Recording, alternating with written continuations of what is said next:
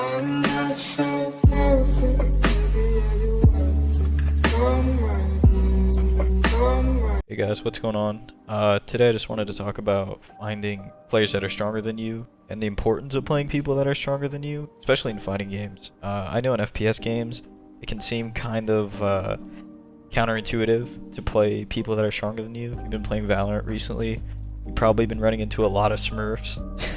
They run pretty rampant in that game, and you don't learn much by getting one tapped by a Smurf, but you can learn a lot from playing against a fighting game player who's a lot better than you. Whether that be fundamentals, game mechanics, or even about your own character. They can teach you things that you wouldn't even think of on your own, right? I remember one of the first locals I went to, I was still a bronze player. I was like bronze or silver, but I had seen it on Facebook, on the Houston FGC page, and I decided to show up, and there was a Ryu player, and I remember sitting down and playing with him, and at some point, he was just standing still, and just spamming like light punch or something. Like he was just spamming light punch, light kick, and and I just kept walking into it and dying, and eventually he turns to me and he says, "Hey, I'm just standing here pressing buttons. Like just press a button too and counter hit me." And he was, he really taught me a lot because I would have never thought of that, right? Like as a beginner, seeing somebody press a bunch of buttons is pretty daunting, right? It's pretty scary to see Ryu just standing there. You don't want to walk into any of them, and you don't know what to do. So that's how I really learned about counter hits and like trying to crush counter and stuff. They can tell you a lot of stuff that you don't know. So like I didn't understand how like V trigger worked at all for a while. I didn't understand it, and I tried to look it up, but like I didn't understand the purpose of it for some characters. But I understand now that it's kind of like a comeback mechanic, and it helps a lot of characters more than it helps others, right? Like G and Laura's V trigger, for example, help them a lot more than some other characters. And V reversaling too. V reversal. I didn't understand the V meter as a whole. So V reversaling is something that didn't come into my game until I was probably around, I'd say high silver or like early gold is when I realized that V reversaling in the corner against characters like Bison and G and his trigger, trying to get G to waste his trigger by reversing out of the corner, it is pretty powerful. So V meter is something personally that I had to have somebody teach me about. Players that are better than you are really good at explaining abstract concepts like neutral and fundamentals. Fundamentals isn't as abstract. I think neutral is, though. Developing your own sense of neutral and working on it with somebody who already knows how you used to play and how you want to play is a very powerful tool to have. As far as fundamentals go, you always hear the same couple things about people saying like you can anti-air your way into silver or gold, right? All you need to know is anti-air and your normals, which is true to an extent, but once you sort of realize that you're not having fun playing like that, right? If there's a difference between ranking up and things like that and having fun, right? Me, for example, I understood the concept of anti-airing, and I understood the concept of spacing my normals pretty early, and I wanted to add a combo to that. So I went ahead and added a single bread and butter combo, which you'll realize, I think in silver, is you'll realize you'll need a combo. Or even in bronze, you'll realize that you want to learn a combo, you want to do the cool stuff. So having somebody that can really keep training with you and understand your progress and understand what you want out of the game is such a powerful tool.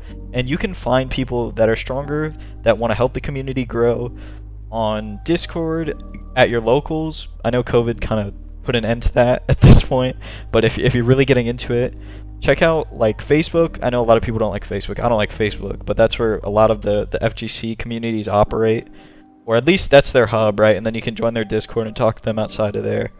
But yeah, just reach out to your community if you're trying to learn, and I'm sure there's people that'll help you in your area, and even outside of your area online. And when you play with somebody that's stronger than you, the concept of winning and losing, as far as when you're training with this person, is gone out of the window, right? Like that's not even a factor at this point. You know that you're not going to win most of the time. You should always, when you play somebody that's better than you, always just aim to improve. And this is in general, right? When you're playing ranked too and casual, it's something that's very hard for me personally, right? I want to win all the time. I want to win, and focusing on not winning is just as hard as focusing on winning at sometimes. Because you want to rank up, you want to get your points. But at the end of the day, you have to realize that it's about getting better, it's not about the points. And when you're playing with somebody better than you cannot get frustrated. You just have to figure out how you can beat this person, or at least take a round. If you can take a round, you can take a game, and if you can take a game, you can take a set, right? And if you can take a set, you can take a tournament. It all leads up to something.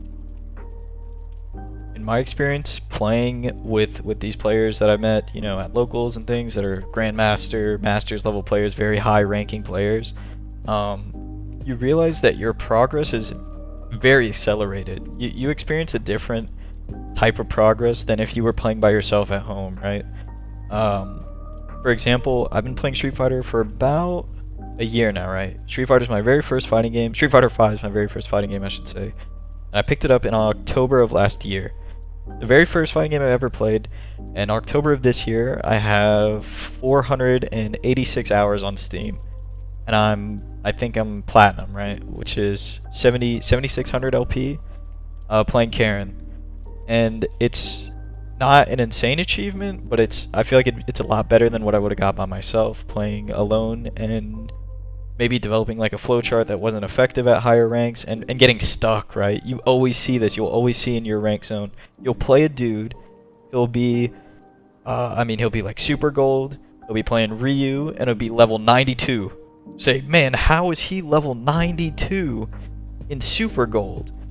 He's stuck here because he doesn't know how to progress. He doesn't know what comes next and what to look out for. He's stuck here and he doesn't want to improve, and he doesn't reach out to people who can help him improve, and doesn't use his resources. It's about using your resources, the people around you, and just having a drive to get better. And I think having people surrounding you that cheer for you and want you to grow and stay in their community and really get invested in fighting games is very powerful and very motivating to keep playing.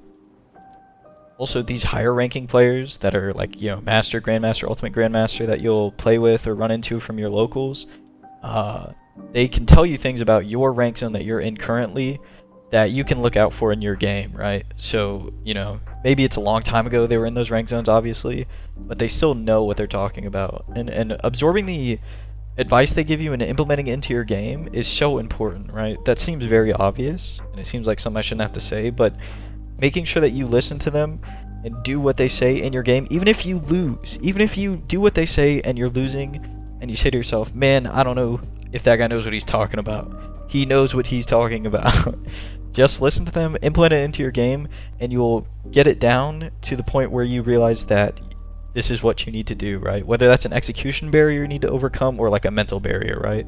That is very important. It's very important that you take advice well and that you implement it into your game. Thank you guys so much for watching. Let me know if you guys like these commentary style videos. I really used to love the Call of Duty style commentary videos where they sort of have a gameplay playing in the background. They commentate over it about something they want to talk about. And I think there's a little bit of a lack of that kind of content in the FGC, so I hope to fill that void. If you want to learn more about Street Fighter, from me or from anybody really that I know that I might be able to help you with, just hit me up on any form of social media down in the description. Like I said, I'm only a platinum player. I got a lot to learn, but if you are in a lower rank, I can definitely point you in the right direction. Thanks for watching. Leave a like, comment, subscribe, and thank you.